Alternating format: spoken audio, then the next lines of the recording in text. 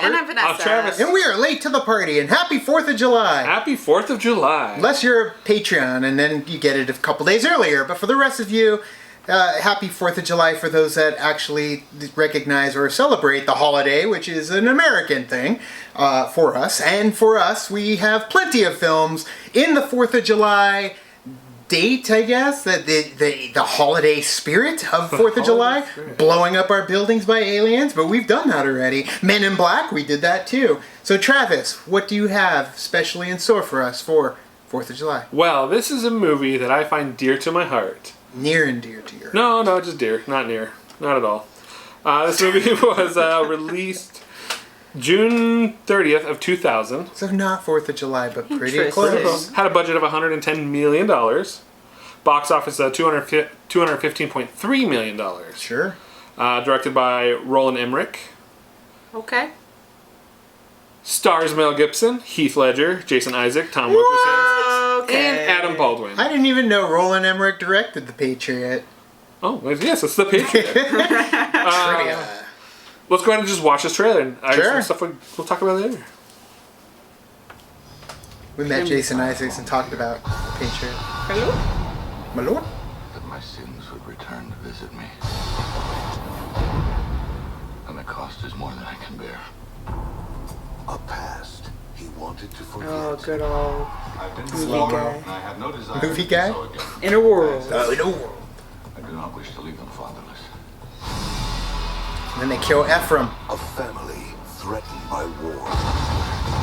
We have to do something. I forbid you to go. My child! You're my child! A son Why so serious? for his beliefs. Father, I thought you were a man of principle. When you have a family of your own, perhaps you'll understand. 7 kids in the movie, like in real life. Hang him, put his body on display. Colonel, I beg you, by the rules of war. Was it like a lesson, sir, in the rules of war? Or perhaps your children will. Such a jerk. I love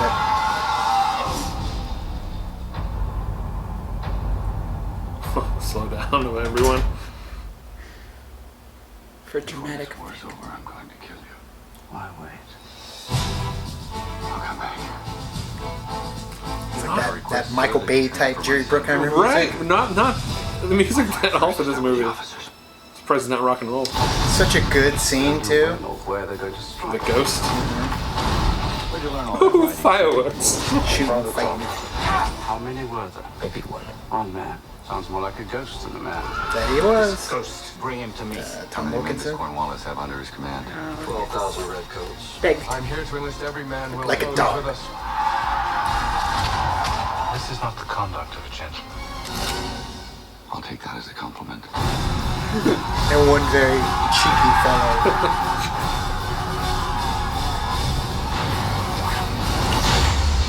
That was a good shot. It's a great movie.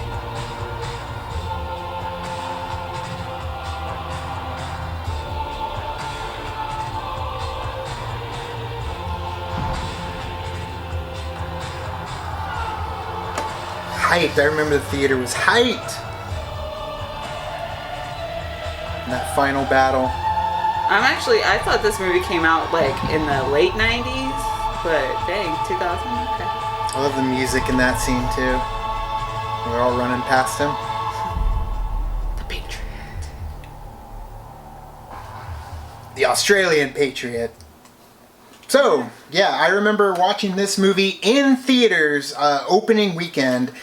Full house, everybody was there, sold out show. And I just remember the crowd going crazy during certain moments in this film. And it was the first time I was introduced, of course, to Jason Isaacs. So he, right there, embedded himself in, like, infamy when it came to villainous roles. And we just had to tell him about it when we met him. I've seen it in passing, when it's on TNT. Okay. That's basically Well, it. I mean, would you watch it now that you've seen the full trailer? Yeah. I mean, it does look like a really good movie.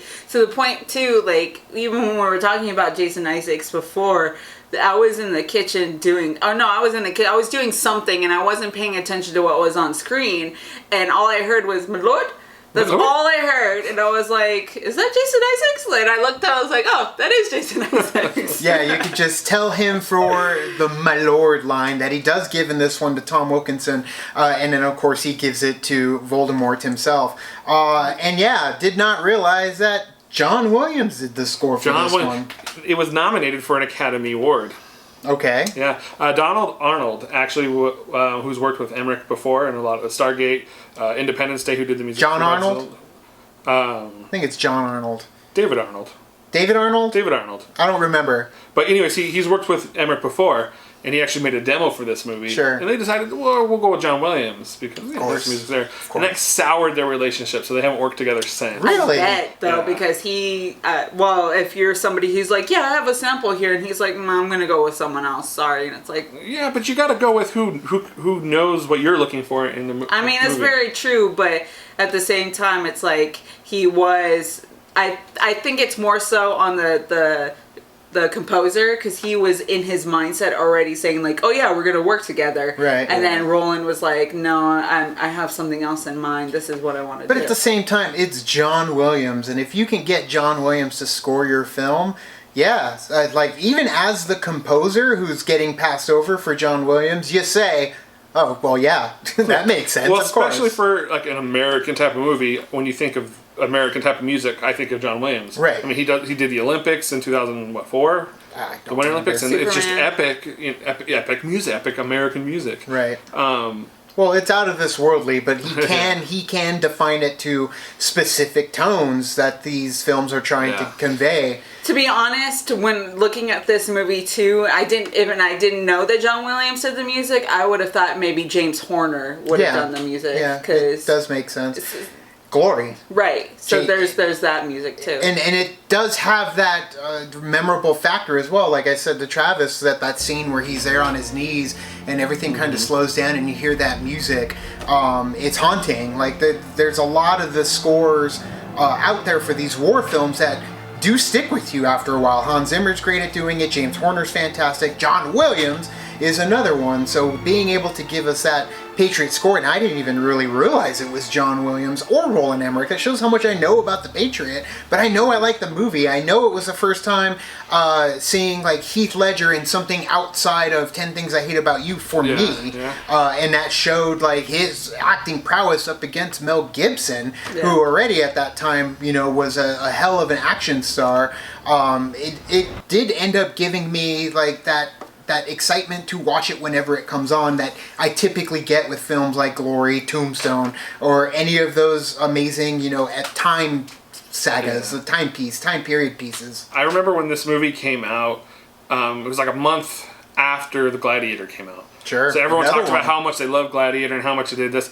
I actually like The Patriot more so than The Gladiator. Okay. I think it just embodied more, and maybe I'm just being patriotic about it, but sure. Gladiators! This movie though, it's mostly fictional of course, but it does have a strong undertone of historical events that happen. Like the British, they weren't as vicious as this movie kind of portrayed. So at the same time though, I mean that's really it's war. Dependent. That's really dependent on who interacted with who, because you did have bad eggs in every bunch. Oh, absolutely. And this one, of course, got a lot of those bad eggs and gave them to you all at once. Basically, getting Mel Gibson to come out of retirement by pulling off some heinous crimes.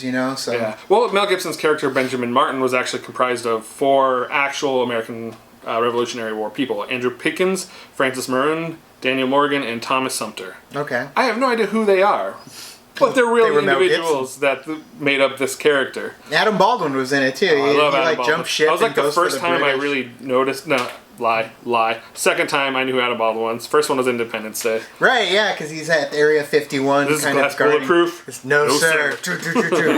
You can watch our Independence Day review available on our channel. Ooh, plug. Yeah.